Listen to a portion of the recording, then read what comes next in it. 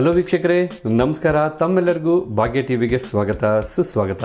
ಬಹಳಷ್ಟು ದಿನಗಳಿಂದ ನೀವು ರಿಕ್ವೆಸ್ಟ್ ಮಾಡ್ತಾನೆ ಇದ್ರಿ ಹೋಟ್ಲಲ್ಲಿ ಮಾಡ್ತಕ್ಕಂಥ ವಾಂಗಿಬಾತ್ನ ಯಾವ ರೀತಿ ಮಾಡಬೇಕು, ಹಾಗೆ ಅದಕ್ಕೆ ಬೇಕಾದಂಥ ಪದಾರ್ಥಗಳನ್ನ ದಯವಿಟ್ಟು ತಿಳಿಸ್ಕೊಡಿ ಅಂತ ಬಹಳಷ್ಟು ಜನ ರಿಕ್ವೆಸ್ಟ್ ಮಾಡ್ತಾ ಇದ್ರಿ. ಖಂಡಿತ ನಿಮ್ಮೆಲ್ಲರ ರಿಕ್ವೆಸ್ಟ್ ಮೇರೆಗೆ ನಾವು ಇವತ್ತು ಹೋಟ್ಲಲ್ಲಿ ಮಾಡ್ತಕ್ಕಂಥ ವಾಂಗಿಬಾತ್ನ ಇವತ್ತು ನಮ್ಮ ಚಾನಲಲ್ಲಿ ಮಾಡಿ ನಿಮಗೆ ತೋರಿಸ್ತಾ ಇದ್ವಿ. ಹಾಗಿದ್ರೆ ಈ ವಿಡಿಯೋ ಶುರು ಆಗೋದಕ್ಕೂ ಮೊದಲು ನೀವಿನ್ನೂ ನಮ್ಮ ಚಾನಲ್ನ ಸಬ್ಸ್ಕ್ರೈಬ್ ಮಾಡ್ಕೊಳ್ಳಿ ಅಂದರೆ ದಯವಿಟ್ಟು ಸಬ್ಸ್ಕ್ರೈಬ್ ಮಾಡ್ಕೊಳ್ಳಿ.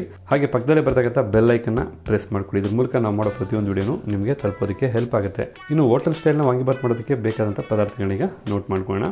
ಮೊದಲಿಗೆ ನಾವು ಅರ್ಧ ಕೆಜಿಯಷ್ಟು ರೈಸ್ನ ತೊಗೊಂಡಿದ್ದೀವಿ.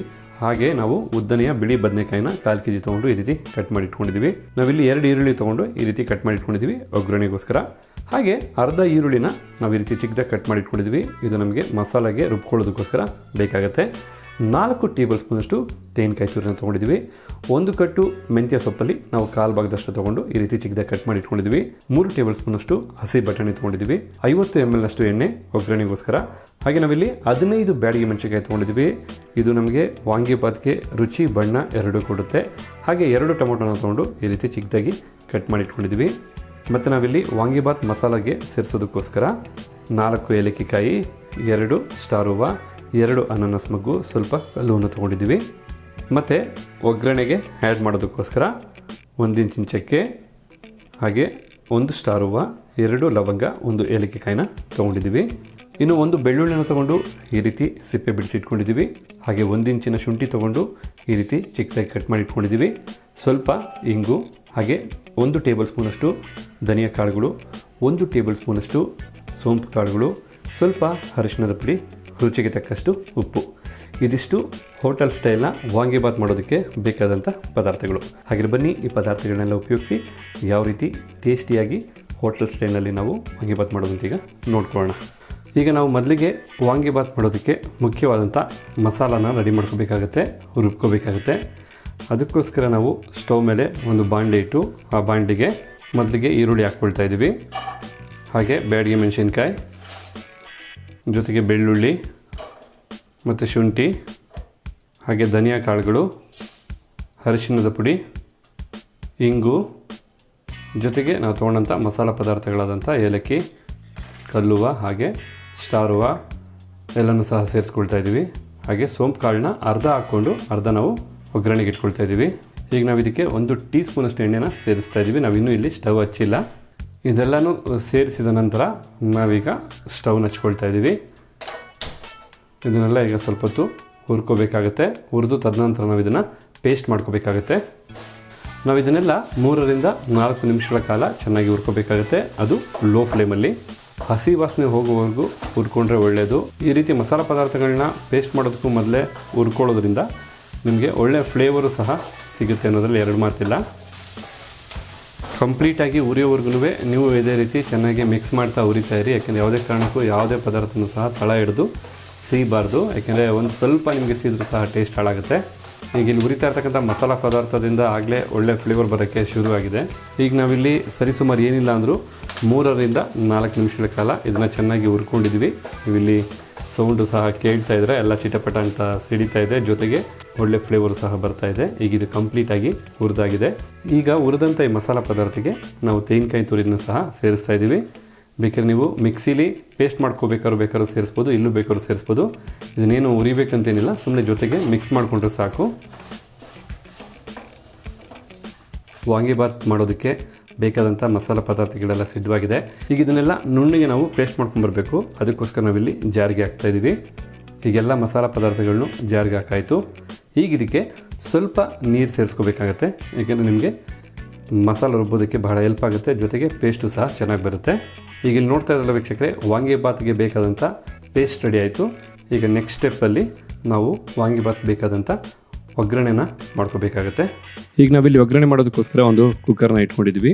ಈಗ ಸ್ಟವ್ ಹಚ್ಚಿ ಕುಕ್ಕರ್ ಸ್ವಲ್ಪ ಬಿಸಿಯಾಗೋಸ್ಕರ ಬೇಡ. ಈಗ ಇಲ್ಲಿ ಕುಕ್ಕರ್ ಕಂಪ್ಲೀಟಾಗಿ ಬಿಸಿಯಾಗಿದೆ. ಬಿಸಿಯಾದಂಥ ಕುಕ್ಕರ್ಗೆ ನಾವು ಎಣ್ಣೆನ ಸೇರಿಸ್ತಾ ಇದ್ದೀವಿ. ಈಗ ಎಣ್ಣೆ ಸ್ವಲ್ಪ ಕಾಯಬೇಕಾಗತ್ತೆ.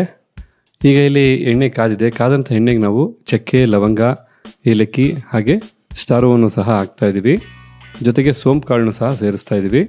ಹಾಗೆ ನಾವು ಚಿಕ್ಕದಾಗಿ ಕಟ್ ಮಾಡಿ ಇಟ್ಕೊಂಡಿರ್ತಕ್ಕಂಥ ಮೆಂತ್ಯ ಸೊಪ್ಪನ್ನು ಸಹ ಆ್ಯಡ್ ಮಾಡ್ತಾ ಇದ್ದೀವಿ. ಇದನ್ನೆಲ್ಲ ನಾವು ಎಣ್ಣೆಗೆ ಹಾಕಿ ಫ್ರೈ ಮಾಡೋದ್ರಿಂದ ಒಳ್ಳೆ ಫ್ಲೇವರ್ ಕೊಡುತ್ತೆ ನಮಗೆ.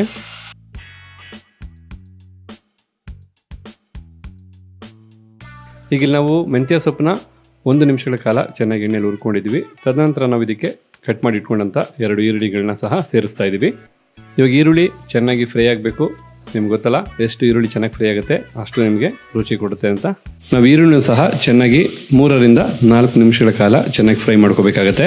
ಈಗ ಇಲ್ಲಿ ನೋಡ್ತಾ ಇದ್ದಲ್ಲ ವೀಕ್ಷಕರೇ, ನಾವು ಸರಿಸುಮಾರು 3 ರಿಂದ 4 ನಿಮಿಷಗಳ ಕಾಲ ಚೆನ್ನಾಗಿ ಈರುಳ್ಳಿನ ಫ್ರೈ ಮಾಡ್ಕೊಂಡಿದ್ವಿ. ಈಗ ಇದಕ್ಕೆ ನಾವು ಕಟ್ ಮಾಡಿ ಇಟ್ಕೊಂಡಂಥ ಟೊಮೊಟೊನ ಸೇರಿಸ್ತಾ ಇದ್ದೀವಿ. ಈ ಟೊಮೊಟೊನೂ ಸಹ ಸ್ವಲ್ಪ ಸಾಫ್ಟ್ ಆಗೋವರೆಗೂ ನಾವು ಇದನ್ನು ಫ್ರೈ ಮಾಡ್ಕೋಬೇಕಾಗತ್ತೆ. 1 ರಿಂದ 2 ನಿಮಿಷ ನೀವು ಇದನ್ನು ಸಹ ಫ್ರೈ ಮಾಡಿಕೊಂಡ್ರೆ ಸಾಕು. ಈಗ ಇಲ್ಲಿ ಟೊಮೊಟೊನ ನಾವು 2 ನಿಮಿಷಗಳ ಕಾಲ ಫ್ರೈ ಮಾಡ್ಕೊಂಡಾಯಿತು. ಟೊಮೊಟೊನೂ ಸಹ ಸಾಫ್ಟಾಗಿ ಫ್ರೈ ಆಗಿದೆ. ಈಗ ಇದಕ್ಕೆ ನಾವು ಕಟ್ ಮಾಡಿ ಇಟ್ಕೊಂಡಿರ್ತಕ್ಕಂಥ ಬಿಳಿ ಬದನೆಕಾಯಿಗಳನ್ನ ಹಾಕ್ತಾಯಿದ್ವಿ. ಈ ಬದನೆಕಾಯಿನ ನಾವು ಮೊದಲೇ ಚೆನ್ನಾಗಿ ತೊಳೆದು ಸಹ ಇಟ್ಕೊಂಡಿದ್ವಿ.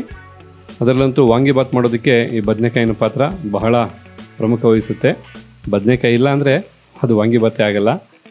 ವಾಂಗಿಬಾತ್ಗೂ ಬದನೆಕಾಯಿಗೂ ಆ ರೀತಿ ಒಂದು ನಂಟು.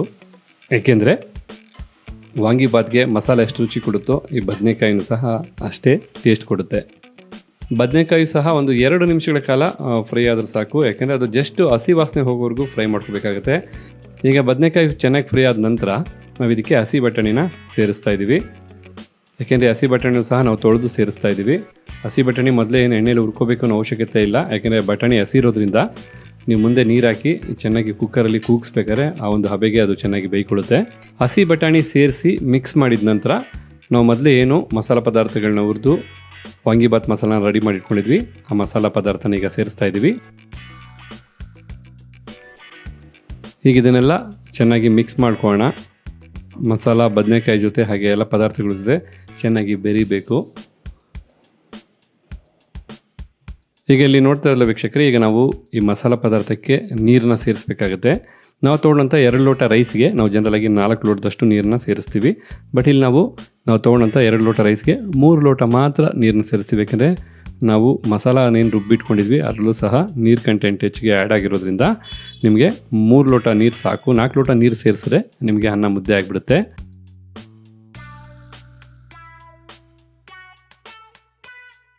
ನಾವಿನ್ನು 3ನೇ ಲೋಟ ನೀರನ್ನೇನು ಸೇರಿಸ್ತಾ ಇದ್ದೀವಿ, ಮಿಕ್ಸಿ ಜಾರಲ್ಲಿ ಏನು ಮಸಾಲ ರುಬ್ಬಿಟ್ಕೊಂಡಿದ್ವಿ ಆ ಮಿಕ್ಸಿ ಜಾರ್ಗೆ ಸಹ ನೀರನ್ನ ಸೇರಿಸಿ ನಾವು ಹಾಕ್ಕೊಳ್ತಾ ಇದ್ದೀವಿ. ಯಾಕೆಂದರೆ ಆ ಮಿಕ್ಸಿ ಜಾರಲ್ಲಿ ಉಳಿದಂಥ ಮಸಾಲ ಪದಾರ್ಥಗಳೆಲ್ಲ ನಿಮ್ಗೆ ಈಸಿಯಾಗಿ ಬಂದುಬಿಡುತ್ತೆ. ನಾವು 2 ಲೋಟ ಅಕ್ಕಿಗೆ 3 ಲೋಟ ನೀರು ಸೇರಿಸೋದಕ್ಕೆ ಮತ್ತೊಂದು ಕಾರಣ ಅಂದರೆ ನಾವು ತೊಗೊಂಡಂಥ ಅರ್ಧ kg ರೈಸ್ನ ಚೆನ್ನಾಗಿ ವಾಶ್ ಮಾಡಿ 10 ನಿಮಿಷಗಳ ಕಾಲ ಚೆನ್ನಾಗಿ ನೀರಲ್ಲಿ ನೆನೆಸಿಟ್ಟಿದ್ವಿ. ಈ ರೀತಿ ನೆನೆಸಿಡೋದ್ರಿಂದ ನಿಮಗೆ ರೈಸ್ ಉದುದ್ರಾಗುತ್ತೆ, ಜೊತೆಗೆ ರೈಸು ಸಹ ಚೆನ್ನಾಗಿ ಸಣ್ಣಕ್ಕಾಗುತ್ತೆ ಅನ್ನೋ ಒಂದು ಉದ್ದೇಶ ನಾವು ನೆನೆಸಿಟ್ಟಂಥ ರೈಸ್ನ ಸೇರಿಸ್ತಾ ಇದ್ದೀವಿ.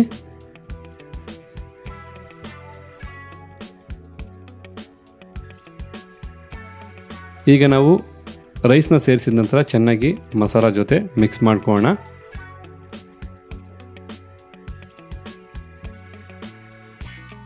ಚೆನ್ನಾಗಿ ಮಿಕ್ಸ್ ಮಾಡ್ಕೊಂಡಿದ ನಂತರ ನಾವು ರುಚಿಗೆ ಎಷ್ಟು ಬೇಕೋ ಅಷ್ಟು ಉಪ್ಪನ್ನು ಸೇರಿಸ್ಕೊಳ್ಳೋಣ.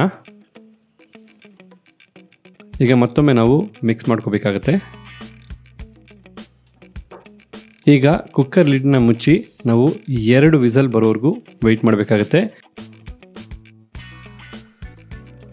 2 ವಿಸಲ್ ಕೂಗಿದ ನಂತರ ನಿಮ್ಮ ಮನಸ್ಸು ಇಷ್ಟಪಡ್ತಕ್ಕಂಥ, ನಿಮ್ಮ ನಾಲ್ಗೆ ರುಚಿ ಕೇಳ್ತಕ್ಕಂಥ ಬಿಸಿ ಬಿಸಿಯಾದಂಥ ಫಸ್ಟ್ ಕ್ಲಾಸ್ ಹೋಟೆಲ್ ಸ್ಟೈಲ್ನ ವಾಂಗಿಬಾತ್ ರೆಡಿ ಇರುತ್ತಿಲ್ಲಿ.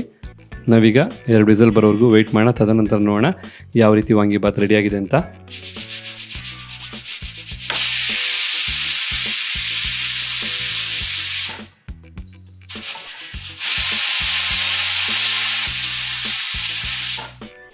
ಓಕೆ ವೀಕ್ಷಕರೇ, ಈಗ ಇಲ್ಲಿ ಕುಕ್ಕರ್ 10 ನಿಮಿಷಗಳ ಕಾಲ ಚೆನ್ನಾಗಿ ತಣ್ಣಗಾಗಿದೆ.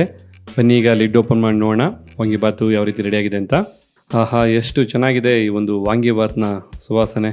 ವಾಂಗಿಬಾತ್ ಸ್ಪೆಷಲ್ಲೇ ಅದಲ್ವಾ, ಅದರ ರುಚಿ ಮತ್ತು ಸುವಾಸನೆ ಎರಡೂ ಬೆರೆದಿರ್ತಕ್ಕಂಥ ಒಂದು ಸೂಪರ್ ಆದಂಥ ರೆಸಿಪಿ. ಹಾಗಿದ್ರೆ ನೋಡಿದ್ರಲ್ಲ ನಾವು ಮಾಡೋದಂಥ ವಾಂಗಿಬಾತ್ ರೆಸಿಪಿ ನಿಮಗೆ ಇಷ್ಟ ಆಗಿದೆ ಅಲ್ವಾ? ಇಷ್ಟ ಆಗಿದರೆ ಖಂಡಿತ ಈ ಒಂದು ವಿಡಿಯೋಗೆ ಲೈಕ್ ಮಾಡಿ, ಜೊತೆಗೆ ನಿಮ್ಮ ಅನಿಸಿಕೆ ಅಭಿಪ್ರಾಯನ ಕಮೆಂಟ್ ಮಾಡಿ. ಅಷ್ಟೇ ಅಲ್ಲ, ಈ ವಿಡಿಯೋನ ನಿಮ್ಮ ವಾಟ್ಸಪ್ ಗ್ರೂಪ್ಗಳಲ್ಲಿ ಶೇರ್ ಮಾಡಿ ಅಂತ ಹೇಳ್ತಾ, ಮತ್ತೊಂದು ಹೊಸ ರೆಸಿಪಿ ಜೊತೆ ಸದಾಕಾಲ ಭಾಗ್ಯ ಟಿವಿ ನಿಮ್ಮ ಮುಂದೆ ಇರುತ್ತೆ ಅಂತ ಹೇಳ್ತಾ ಈ ವಿಡಿಯೋನೆಲ್ಲ ಮುಗಿಸ್ತಾ ಇದ್ದೀನಿ. ಮತ್ತೆ ಹೊಸ ವಿಡಿಯೋದಲ್ಲಿ ಭೇಟಿ ಆಗ್ತೀನಿ. ಅಲ್ಲಿವರೆಗೂ ನಮಸ್ಕಾರ ಸ್ನೇಹಿತರೆ.